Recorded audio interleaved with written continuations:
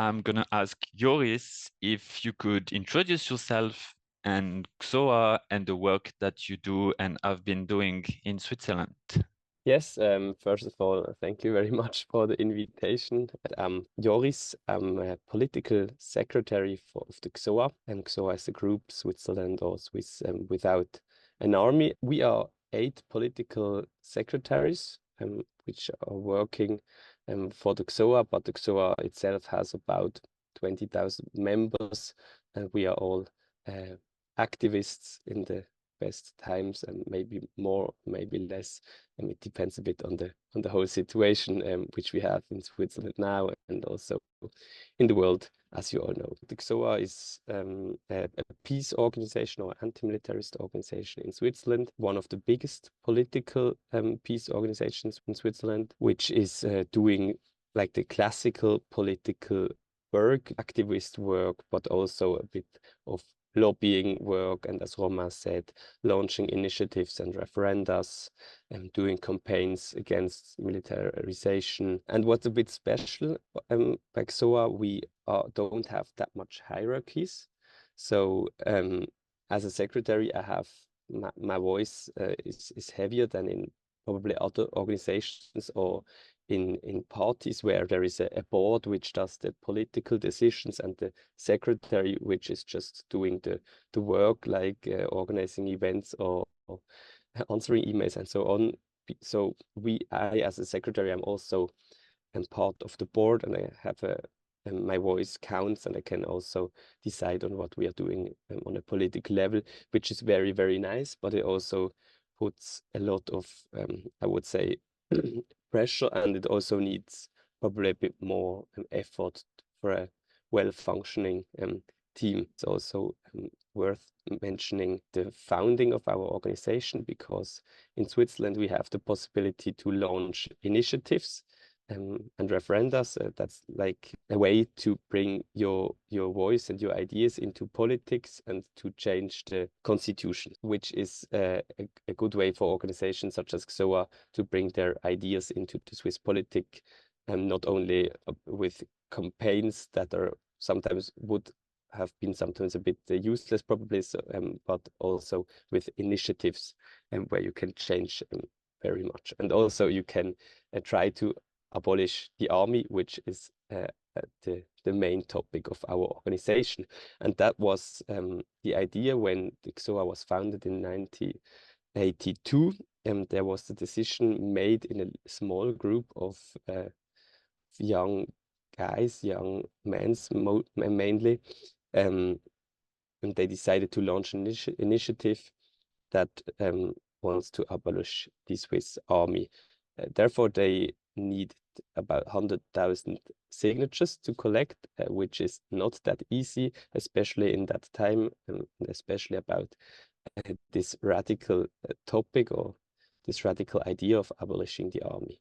But they did it, and they had and the votation about this initiative took place in 1989, which was a lucky timing because of a bit the end of Cold War, and that was the main reason, I would say, why the initiative in the end received about 35% of the votes. So it was a political earthquake at that time, and it changed the whole military situation in Switzerland. So Switzerland was a very militarized country.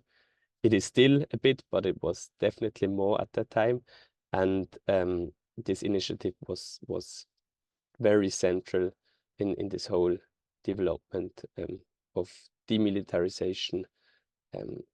Yes, and was a big success of GSoA. After this initiative, GSoA launched other initiatives, for example, concerning fighter jets. And in 1992, they launched an initiative which wants to forbid the F-18 in English, this one fighter jet, and they collected 500,000 signatures in 1 month, which is still a record until today. So they had a very, very strong position and in collecting signatures against the army in Switzerland. In the last 30 to 40 years, the GSoA developed as a normal organization which has to find their new projects against the army, but also have to find a bit the new orientation, for example, to treat other issues like the export of arms, all those topics with peace and anti-militarization, not only the army and the military service, but also export of arms and so on, also with initiatives. And what is a bit of fun fact about the GSoA, they have launched about, what did you say, Romain, 7 initiatives in all those years? Yes, 7 initiatives and 2 referendas by themselves. That's right. I didn't know the exact number, but they just won one of those referendas, which is not that much, but nonetheless, they changed very much in the whole discourse and in the whole debate in Switzerland, which is a big achievement. So I would say, like, one aspect that is also part of our work and which is very interesting, we are doing social consulting. I translated it. I'm not sure if it's the right translation in English as Soldatenberatung in German, where we are answering mails and phone calls of soldiers or recruits, which are now in the military service and they are not happy, or they expect something else and they want to leave the military service, or they fear the military service and they want to go there, but they have to because they are Swiss citizens. And then they ask us several different questions about how can I avoid to go, or how can I manage to leave the military service. And for that we have on our website some answers, and also the mail and phone calls that we are answering on this issue. And I think that's a moment where we get in touch and get in contact with young soldiers that are not happy with the army, and it's a nice experience for us as secretary, but it also shows that our work is very, very much needed in that area, because yes, young men, they recognize that serving in the army isn't that funny, and they find us as a solution to leave. And that's a very concrete work we also offer. At the moment, we are working on a new initiative which wants Switzerland to join the TPNW, the Treaty of Prohibition of Nuclear Weapons, which you may know. This is the international treaty which wants to abolish nuclear weapons, and Switzerland as a neutral state. That's interesting in this meeting tonight. As a neutral state, Switzerland hasn't signed yet. GSoA is a unique organization in Switzerland, which tends to be more right to far right. GSoA being active against the militaries, fighting by itself in a way, from my perspective at least. As you said in your answer, there's a backlash and an increase of armament in throughout Europe and even throughout the world. Spending on military have never been as high as in 2023. Switzerland also militarized itself to protect its neutrality, or at least that's the discourse of some political parties. Could you explain the different views of neutrality and how they are linked to militarization, especially the different views that are represented by political parties in Switzerland? I think the connection between militarization and neutrality is very difficult to answer, but to show which interpretations of neutrality it exists, that easier. Therefore, I start with the different interpretation of neutrality in Swiss politics, because I'm not sure how much you are informed about neutrality as a term or as an idea on that state level, because there exists the law of neutrality, which is defined in the Hague Neutrality Convention of 1997, and this is the law of neutrality which defines when are you a neutral state and when not on that military level. So Switzerland is in that interpretation definitely a neutral state, because we have signed this convention, and we are not allowed deliver weapon and arms into states which are involved in wars.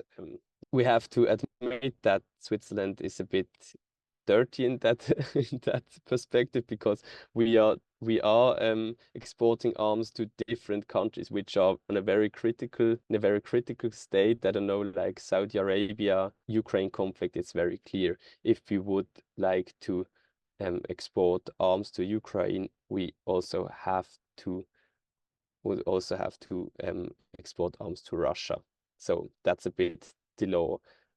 You are allowed to deliver, but not to countries which are in war. And if yes, you have to deliver to both states, and that's not possible at the moment, because also, as you said, the political majorities aren't open to discuss that, which is out of an anti-militaristic and pacifistic perspective good. And on the other hand, there is the policy of neutrality. I'm also not sure if it's the right translation, but it's politische Neutralität in German. This is the neutrality which is not has a law, because it's just how the policy acts in this very moment. And that was very nice to see when the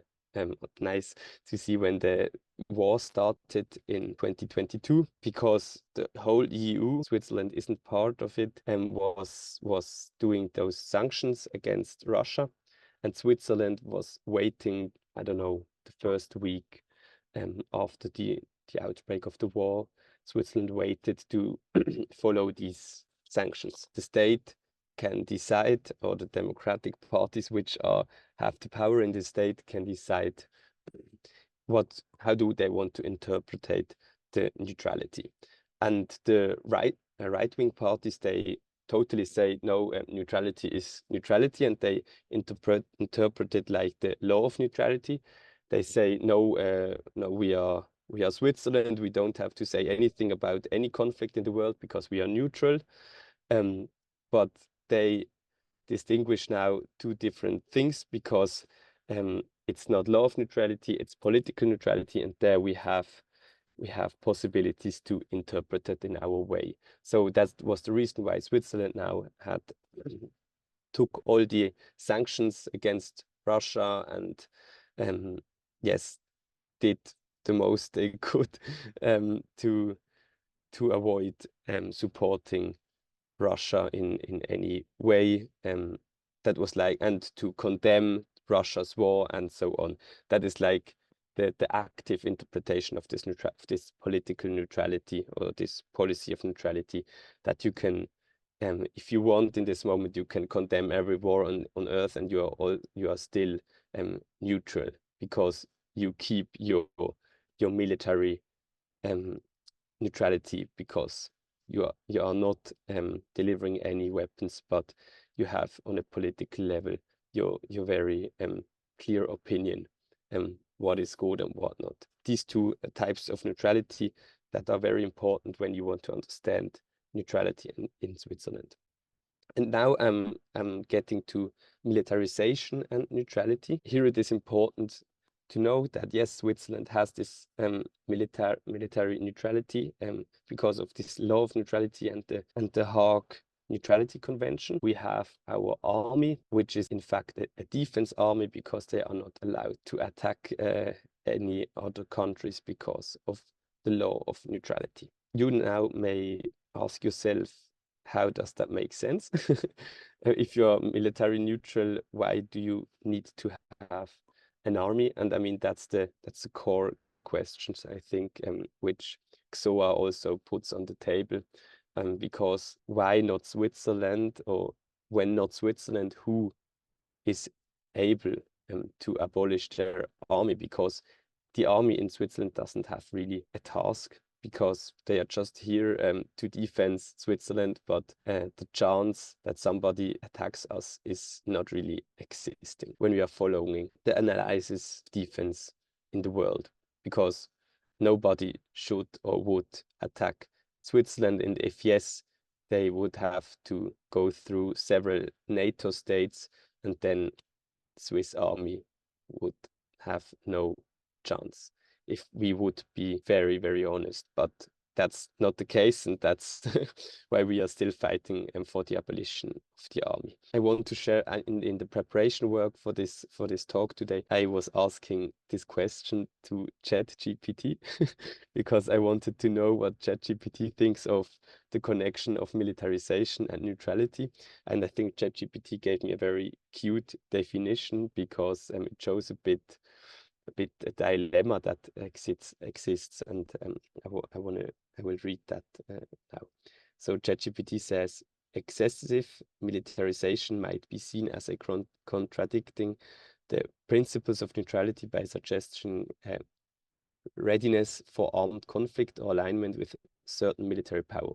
Additionally, the presence of military bases of cooperation agreement with other nations could raise concerns about the neutrality of a country. ChatGPT is also wondering if militarized neutral state, if this isn't a contradiction in itself. I'm going to provide a historical example in Switzerland. How Switzerland has considered such a high level of militarization due to neutrality in the 70s, when the nuclear war was at its height.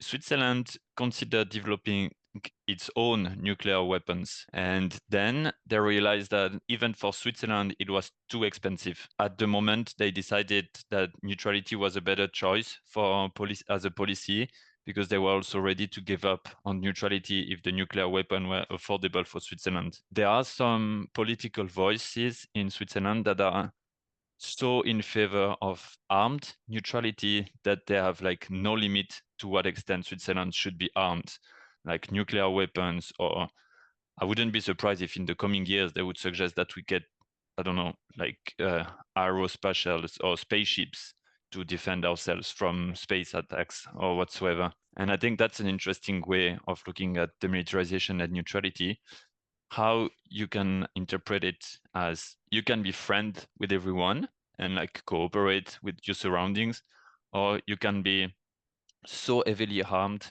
that you can use that you can pretend to be neutral because you can defend ourselves. You mentioned, Joris, that GSoA manages to bring the topic of the military in the public space and in the public discussions. Is it difficult?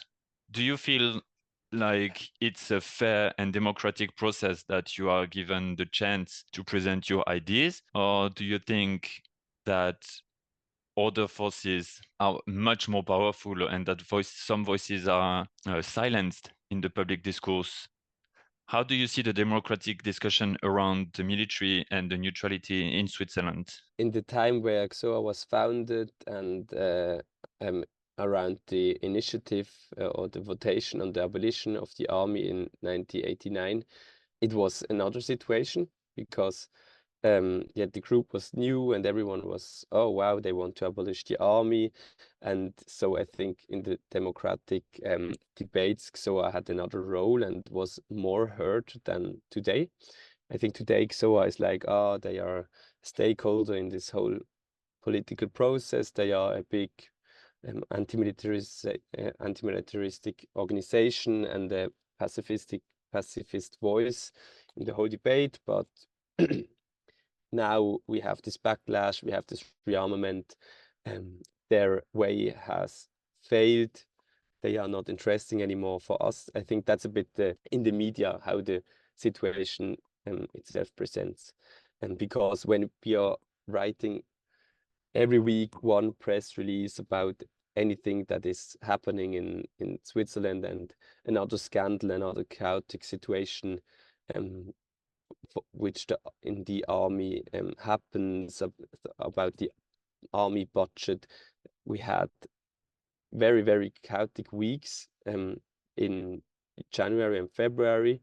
It was like, we don't have enough money, we need more, blah, blah, blah. And they communicated against a parliamentary decision. And we were like, oh my God, that's a scandal. And we did our press release, and we always are planning and doing actions, but we are not really heard in the media. So I think it's at the moment very difficult. And to the question how the democratic space around the military is, I think it's also worth mentioning that at the moment the army mostly allowed to do anything without consequences, if we are honest. Yes, as I said, this whole things with the army finances, which is in fact a scandal. They also want to change the war material law now in terms of this of the Ukraine war. They see the opportunity to just to change this war material law without any concrete reason, because this change of this law won't help Ukraine, just will help the arm industry. It's just another lobbying act. So it's like a bit, we see a shock strategy, I would say, after the war, that they can do whatever they want and nobody really is in the position to say something against. We are, yes, but we are not that hurt. We are doing what we are able to do, and we are launching initiatives and projects and actions, press releases, and campaigns. But yes, in the broad media landscape, military can do what they want, if we are very honest, and that's in a democratic perspective. Yes, that's not good. And then what I also wanted to mention, I don't know if you guys have heard of this, but the GSoA wanted to have a votation about the F-35 fighter in Switzerland. So we launched an initiative 2 years ago to to avoid that Switzerland buys this fighter. And the Bundesrat, Federal Council. Federal Council, thank you very much, just signed the contract with Lockheed Martin. Switzerland will buy this fighter jet, and without waiting until the people have had the opportunity to vote on this.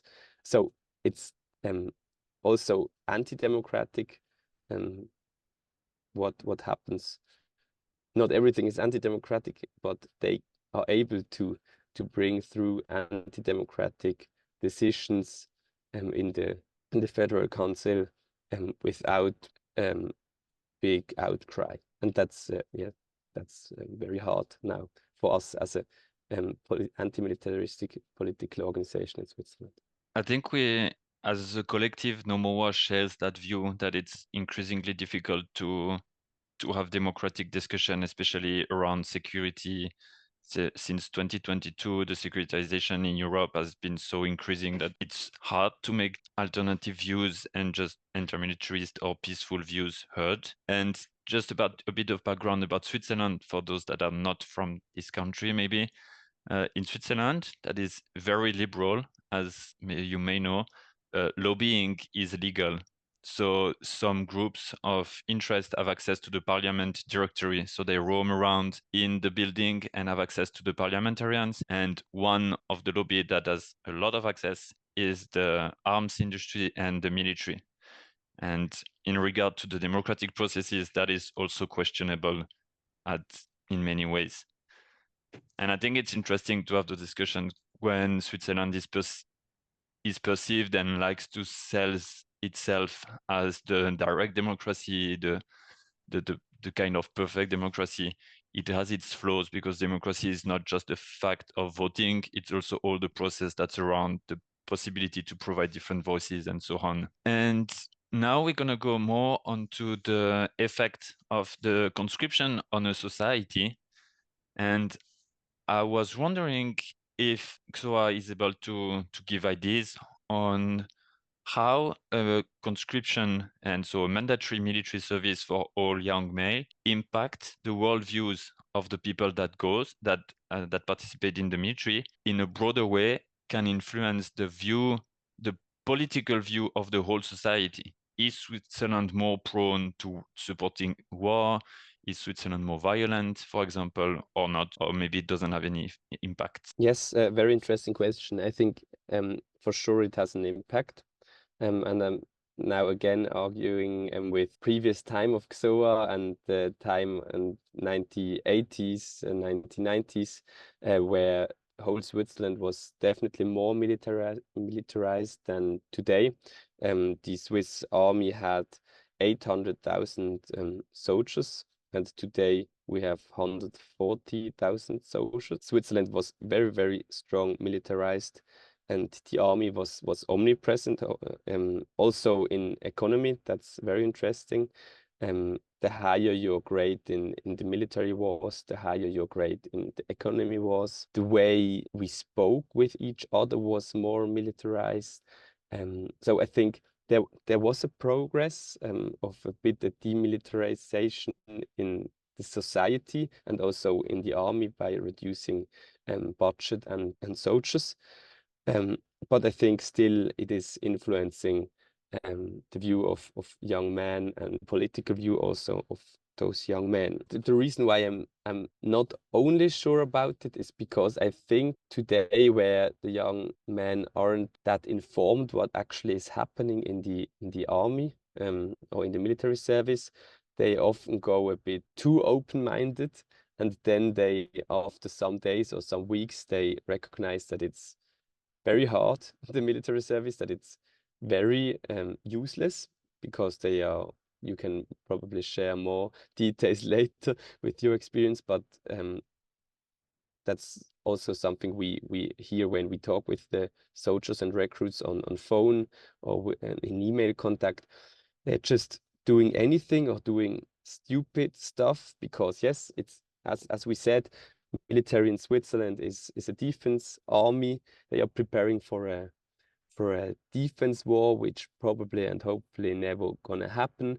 So there are very different functions in the army, which are just hanging around and doing not very concrete stuff, and also useless stuff. And so the young men which go there with a high experience, they are they often return and return from military service or want to quit military service after weeks because they recognize it's just a stupid place to be. And also the whole atmosphere there, it's very patriarchal. It's anti-feministic, if you want.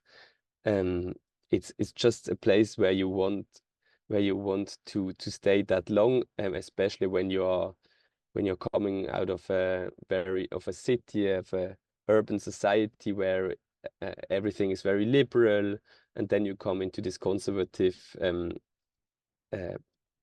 place like the army is, where you have to follow the army guys there. And yes, it's just, I think that's what I wanted to say. It has both sides. I think today it's still a place where brainwashing is still going on, and the people come out very militarized and with a completely different and more right-wing view. But I think it can also have the other impact, that they are coming out and thinking, what did I actually do? There is the civilian service in Switzerland. That's a very nice alternative to military service. And today it isn't that difficult to change to civilian service. So there are many young men which are changing to civilian service. The number is annually, yes, it is high. That's also a reason why the military wants to do something, that the young man doesn't change that easily. So yes, I think it changed the mind of the young man, but not only in a bad way, but yes, I would say mainly still today. I would actually agree, and I'm just going to share a bit about my experience. I come from a more conservative part of Switzerland, and I didn't have any strong views on the military during my upbringing. And so when I turned 18 and I had to go through the recruitment, I was just, okay, I'll see. It's mandatory. I had no physical issues, so I was recruited. And from my very personal, in my personal situation, it was a solution to earn an easy solution to earn money to fund my studies afterwards. And so I did my military service, and it is true that it affects the way you see the world and the way you interact. I spent a year in the military altogether. I was constantly exposed to hypermasculinity and all the stereotypes you can have about the military. From the minute you wake up to the minute you go just before going to bed, some of the stuff that you're gonna hear is constantly, don't be a girl, man up, you're not gay, come on, you can endure and you can endure that suffering.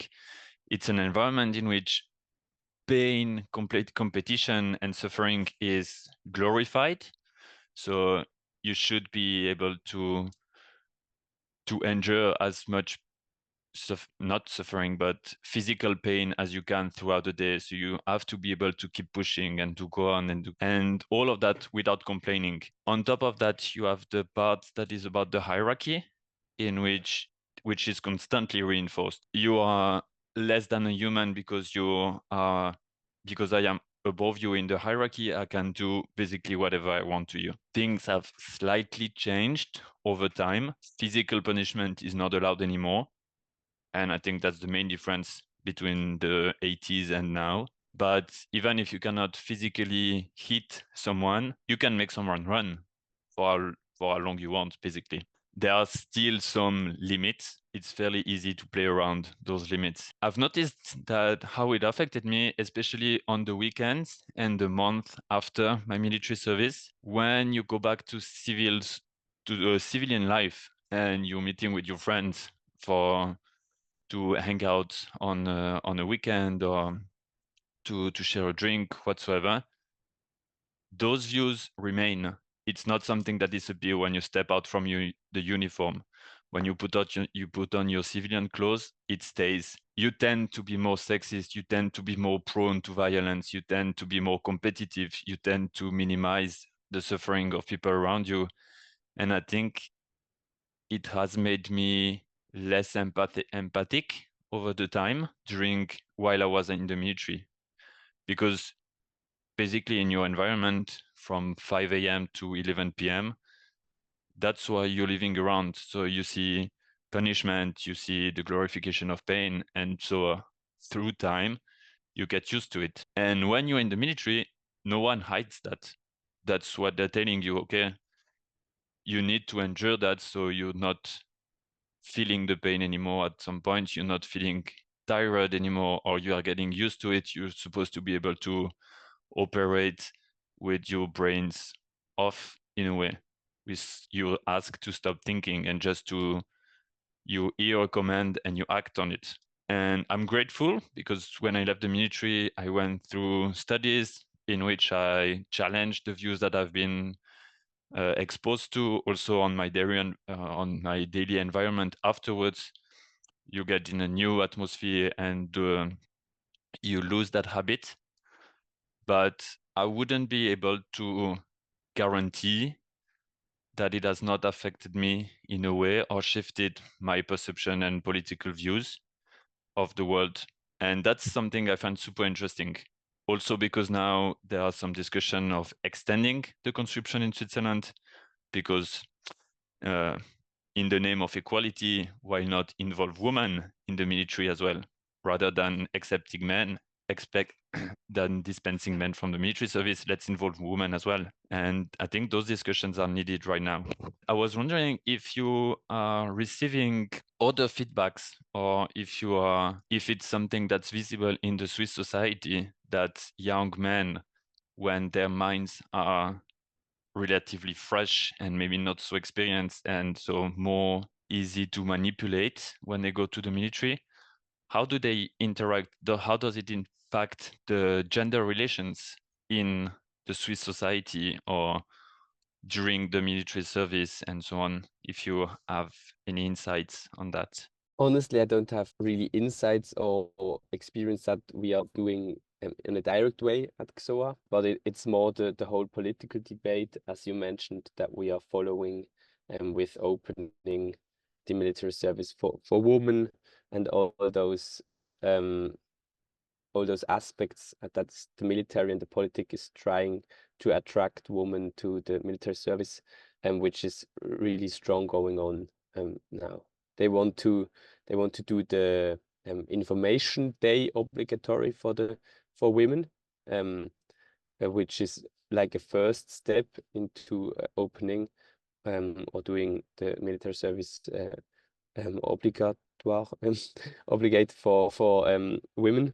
So there are baby steps going on, but they are going all in this direction. And we are two of our secretary, they went to one of those information days, like to stalk a bit what they are doing, and how they are trying to attract women.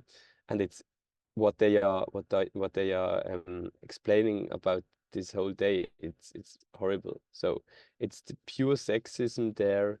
They are still talking about, yes, nice that you are here, and we want you as a woman. That's nice for our image, but in the end, you are a woman. You can't lift the same weapons as men. You can't have the same functions as men.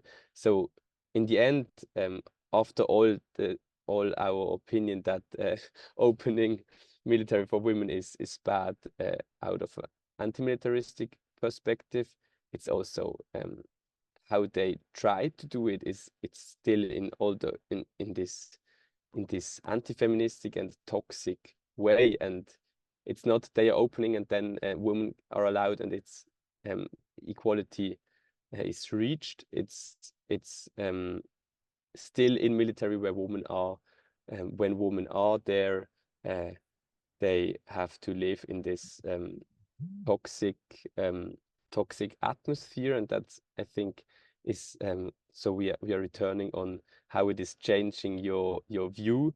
I mean, that would be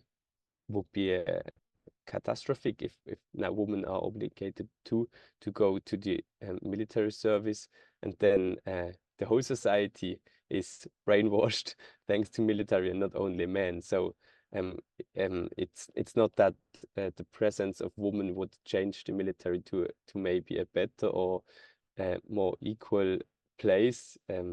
No, it's the other way around, that more people in our society, especially women, get in touch with this toxic and masculinity, and this anti-feministic patriarchat system.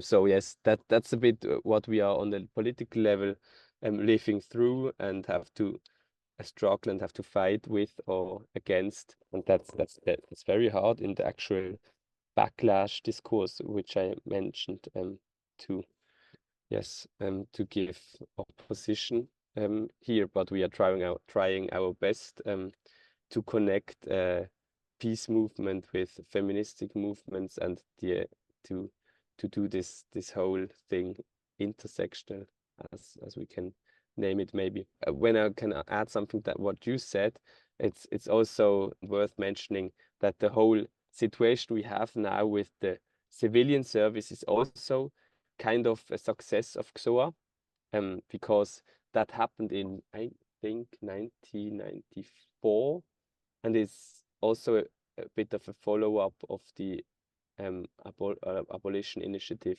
of GSoA. So because the whole atmosphere, political atmosphere, was especially, yes, but also the work and the activism of GSoA during this period was also a reason why in the end the civilian service was introduced. And that also changed the situation now, because yes, they know they have a bit of concurrence, although it's not even. But yes, that's also what I didn't say in the beginning, but it's also a bit of a success of GSoA that we are now having this civilian service. Maybe just before opening the discussion to everyone, what do you wish for the Swiss neutrality in the future? What is the future that we should strive for? It's definitely a neutrality which we have already on the military level, that we are not allowed to, as the whole Hague Convention. This is an aspect that we are welcoming, that we like, because yes, we are not allowed to send weapons, to send arms into into states that are involved in a war. So that's like the nice part. The not so nice part is that we have still an army in this military neutral state. So it's clear that we want the neutrality that has no army and that is neutral on the military level. And on the other hand, the policy neutrality we want to strengthen. We want that we condemn every war which is going on in the world, that we are also stopping to work with autocratic regimes and states. So that's something Switzerland is really good at, because dealing with them and doing business with autocratic states or problematic states, that's a core thing that Switzerland's economy does. So that's like a way we can use our neutrality to say, hey, there is a war going on. We condemn this war. We have to stop working with those regimes, and we have to strictly change the law that the big companies in Switzerland has to stop immediately dealing and doing business with autocratic states. That's something where Switzerland still fails. So I think a very, very active and strict political neutrality or policy neutrality is something we need also, yes, to be a peace stakeholder in the whole international landscape, to be an important voice which is standing for peace. That's very important, because that's possible with neutrality, and strictly avoiding to be in armed conflict in any possible way, and to abolish the own army to strengthen our credibility on that side. Yes. But I think also we are a big organization as GSoA. We have different activists, different views. So I don't think there is one definitive view or one position, but I think it goes in this direction. Thank you very much. And thank you for all the insights that you've given us. I'd like to open the floor to anyone. If you have any questions, please feel free to raise them. And I think we are not that many, so you can just unmute yourself and ask the questions directly. Yeah, about neutrality and having an army or not having an army. If I go back in the history of Belgium, Belgium was a neutral country in 1914 and also in 1940. But it didn't help at all to avoid the war at that time, just because of geographic conditions, that Belgium was lying in the way of the countries that were fighting each other. So in this way, I find it a bit, what do I say, simple to say, yes, do we need an army if we are a neutral country? There is Costa Rica, for instance, has no army, but there the chance is not big that that it would be invaded by its neighbor countries. But for other countries, it's not always so obvious, I think. Yes, I would totally agree that it absolutely depends on the condition or on the situation or on the geographical conditions, as you mentioned. Yes, so it isn't black and white, yes, but I think out of the perspective of Switzerland, in my opinion, it's very clear that it would be possible, or it would be an important step to do for the credibility of the country and of our neutrality, and also to force Switzerland to have to strengthen the humanitarian tradition. And as I mentioned before, I think the whole I don't know, threat analysis of Switzerland is completely wrong interpreted, because the right-wing politicians, they are talking about, we need a very strong army because yes, now you see our enemy in Russia is again here. Yes, it is. That's right. But they completely don't have a clear view on what role of Switzerland is in that case.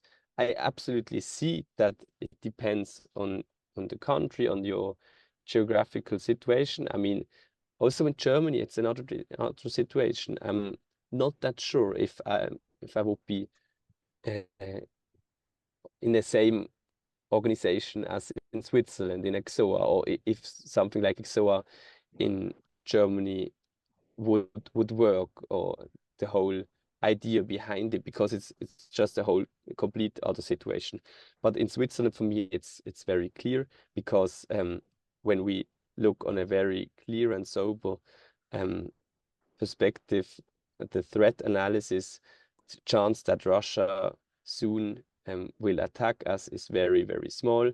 So why don't we just do this step and abolish the army and do more on a humanitarian level, to be to have a role which we are going straight away, and maybe doing baby steps, but doing steps in reaching peace and a more peaceful future.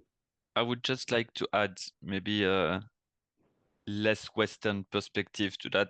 I think that if we look at military statistically around the world, they have been attacking their own population more often than other countries, and militaries have been used to oppress more than to defend throughout history.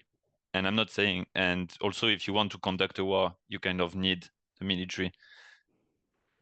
And I find that quite interesting that there have had more coups in different countries around the world than there have had some wars, actually. Yeah, I had several actually, but I think I would like to ask about the civil service, the civilian service that you have. On what grounds do you have to give grounds, or is it just a free choice that you can make? And also, what is the perception of civil service for young men like, and maybe has it changed over time? Because I know some contexts where the civilian service exists, but it's very much there's a lot of shame around choosing or avoiding military service. No, it's actually I don't think it's a shame on civilian service. Definitely not. Mainly, I'm also from Basel, which is the third biggest city of Switzerland. So it depends a bit on your bubble. That's for sure. But I think in general, there is no shame on that, and it's seen as a normal alternative. Yes, exactly. That's a bit of what the society probably nowadays, I would say, not in the previous years, but nowadays think of the civilian service. But it's not equal. It's not just that you can choose. So you are now 18 and you have a Swiss passport. You can choose. So the military or the army still says it's an alternative. So it's when you have problems with your political or religious view, and you are absolutely against the army, you can do the alternative service like civilian service. If not, you have to do the military service. That's the situation. But in fact, nowadays it's really easy to change. Although also if you aren't a very, very political opponent, you can change without any problem. And that's also a bit the problem that the army sees, and why they want to do the want to now do it more difficult to change. But with in the end, the civilian service, it takes longer than this military service. So that's a bit also I don't know, the deterrence, if that's the right word. Why most of men in the end does military service, because it takes less time. That's the most unattractive thing of the civilian service, I think. Yes, but I don't know if you, Romain, can add something out of the military perspective, how they are talking internally about the civilian service, or what the opinion there is. Yes, I have a very leftist bubble view on the civilian service. Yes. From my experience as living in a more conservative region, I think the civil service is perceived not as a shame, but in a very stereotypical way, father would be proud to see their son doing the military, so they could bond over that, have some discussions. And I'm hoping that future generations, when less father will have been through the military, less father would be encouraging their sons to go to the military, and hoping that they will not have to discourage their daughter to do it. But let's hope that's never going to happen. And within the military, they really see the civil service as a threat. So they are actively engaging politically to make it less attractive.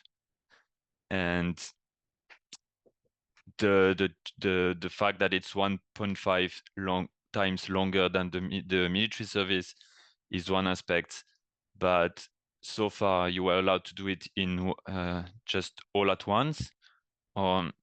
And they want to change that. They want to make you go every year for a certain amount of time, and to give you less freedom, and to make it more restrictive and closer to the military, to also give like deterring effect. So you are not willing to join the civil service. And they're also trying to pass laws to ensure that the amount of person participating in the military service is high enough, and only afterwards people would be allowed to go to the civil service.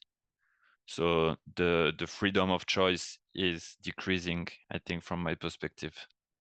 The state is recognizing less and less activities as part of social service. Like for SCI, it's been very concrete, because cultural activities are not recognized as civil service anymore. You cannot do your civil service in those areas. And so they're like restricting to sustainability, like and some specific thematics, also to make it less attractive and to reduce the amount of jobs that you can do. Yes, and right here we can also see that a bit of a backlash is going on, because over the last 20 years everything was getting more attractive. Also, until 2009 you had to go through or pass an exam, like I don't know, I was just translating it in DeepL, examination of conscience. I don't know if you're understanding it, but it's like you had to say why will you will you do civilian service, as I said, because of political or religious reasons, that you had to pass this little exam. And this exam now doesn't exist anymore, so it was getting again easier. You only have to tick on a formula, and then you are more or less allowed to change. And that's very nice at the moment. and it's not that difficult to change. But in terms of this now backlash, which is also also the civil service has to fight now with this backlash which is going on since war in Ukraine. Still have another comment that in Europe there are two visions on conscription and professional army, and in countries like Holland and Belgium, UK, the consensus is that purely militaristly spoken, a professional army is more efficient because they work with specialists and you don't need many soldiers, but you need skilled soldiers. So while in Finland, for instance, and apparently also in Switzerland, they stick to conscription. And I wonder if this discussion in Switzerland is also there, that some people would say, yeah, what do you do with all the unskilled soldiers that have to do their service? It's just a waste of time. For me, it sounds quite logic, but maybe there are other opinions. That's an interesting discussion. From the point of view of military professional, yes, of course, professional armies are more efficient. They can be trained. They can be highly specialized. From the point of view of political participation in democracy, there is an argument that the military service as we know it, that where every male citizen has to participate, is encouraging identification with the state, but also is encouraging democratic control of the military. There is less chance that the military will be used for the oppression of the own people, as we have in Latin America, where military coups are made by professional soldiers who have sort of broken their identification with the area or the people where they come from and identify completely with their regiment or their battalion. So I don't quite agree with that logic, but there is something to it. And for myself, I don't want any army at all, and I'm a member of the GSoA, but if I have to choose between a professional army of specialists who identify themselves only with the army and with a citizen in uniform, then I prefer the citizen in uniform. That's a bit the situation, and to answer the question with one sentence, therefore no, it isn't really discussion in the Swiss politics. It would be one, or it would have been one when in 2013 GSoA launched, or a GSoA initiative was voted on, which wanted to abolish not the army itself, but wanted to abolish the conscription. And if this votation would have been gone through, then we had to have this discussion about the professional army. But now it is not part of discussion. But is it still the situation for young men who have to join the army and who are not really interested in it, that they're just wasting their time for the full period, because after all it's how would I say, it must be quite frustrating for many people, the young men themselves and also their families, and so and isn't there more criticism on that? I mean, in the end, it's a bit a question of framing. How do you frame the whole military service? And the military now would say, yes, there are different functions, and you have the personal choice which function in the military you want to absolve, and therefore you have to pass the test on the day of recruitment the way you want, or the function you want. You have to get those points, and then you can do this function you want, and then it isn't that lazy, etc., etc. That would be the framing of the army.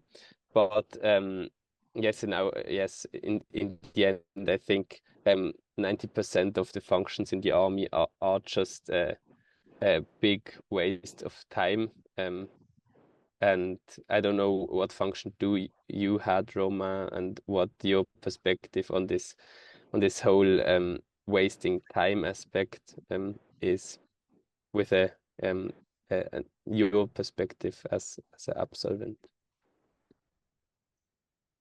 I would actually kind of challenge the useful, useless opinion of people in the military. As I said, I was not super politicized, or I didn't have a definitive opinion on the military when I joined, and I was just not asking myself questions. I was called on. I was like, okay, it's 5 months, and I shut my brain, and I was not wondering, am I useful? Am I not? I'm like, I'm not asked, so I do. And I would even actually argue that a majority of the population is just more or less neutral, doesn't have strong views for nor against, and are just there.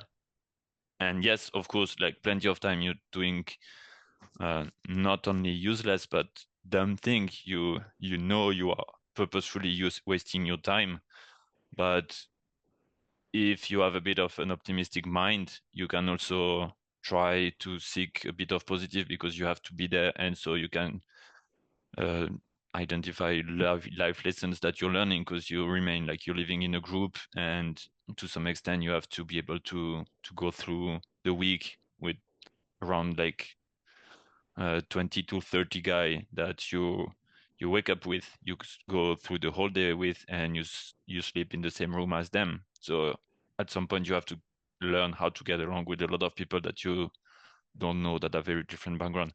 And this is like my process of going through the military, like looking for the positives and what I could take on, and ignoring, or just like let it pass, the part that were more difficult.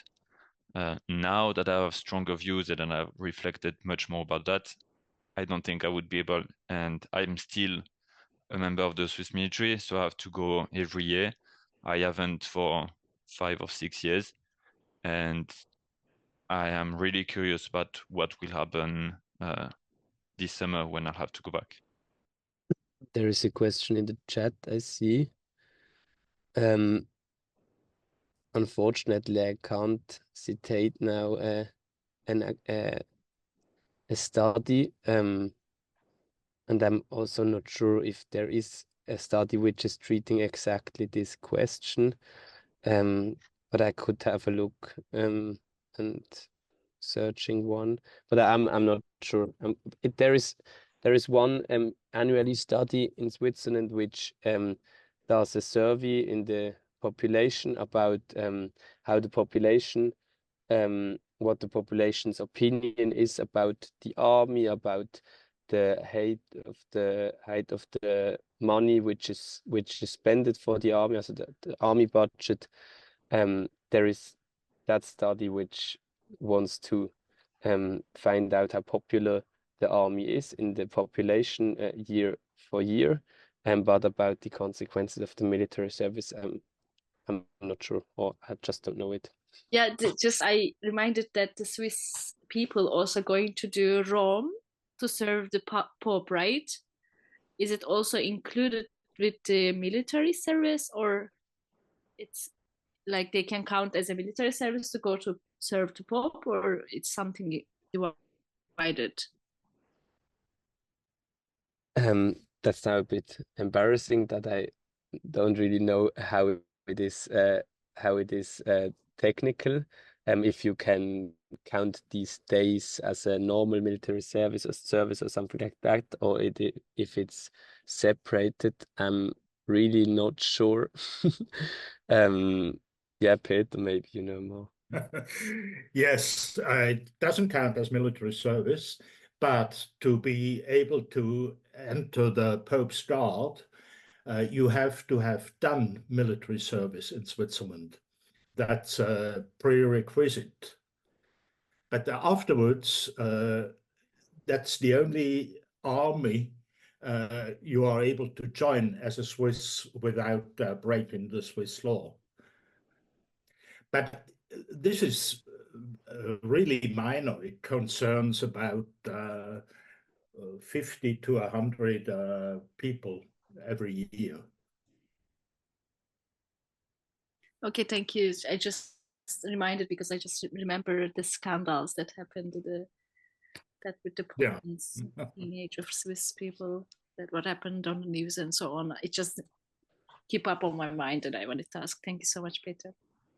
About, is it possible if you did your military service to change your mind and to do then maybe a civil service afterwards to avoid that you have to go again year after year? Is that possible or not? Yes, that's absolutely possible. It's not in every state of your military service same easy.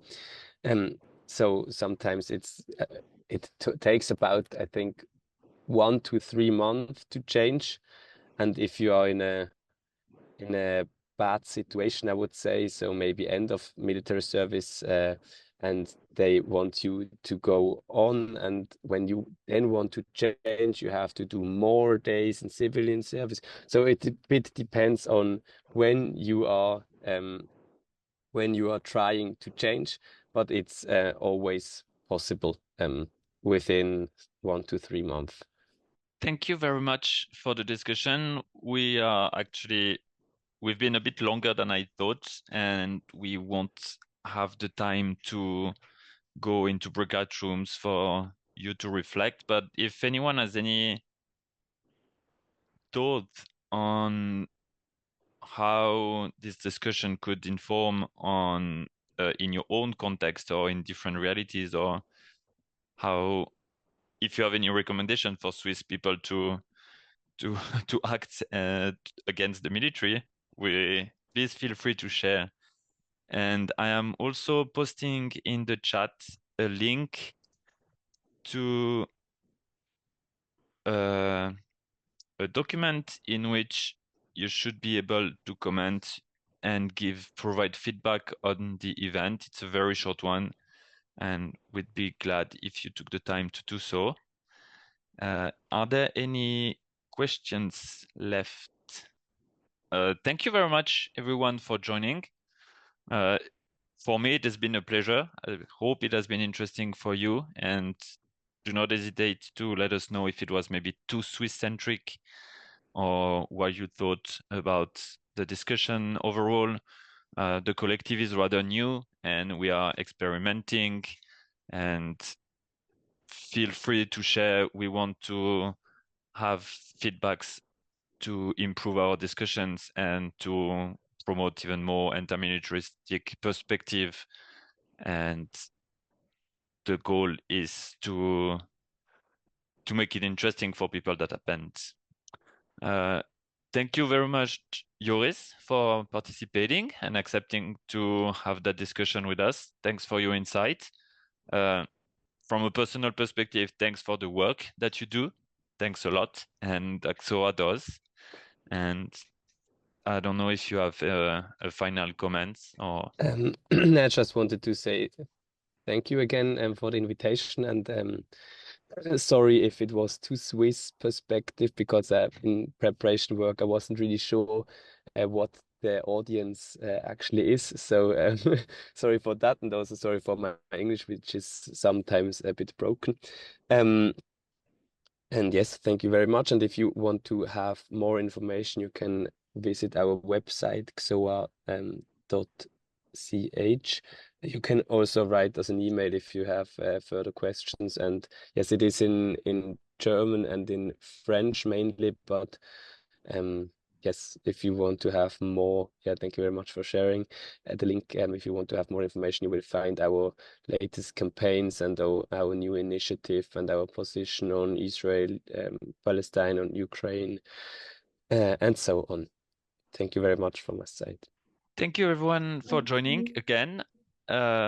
We hope to see you during the next talk, episode 4.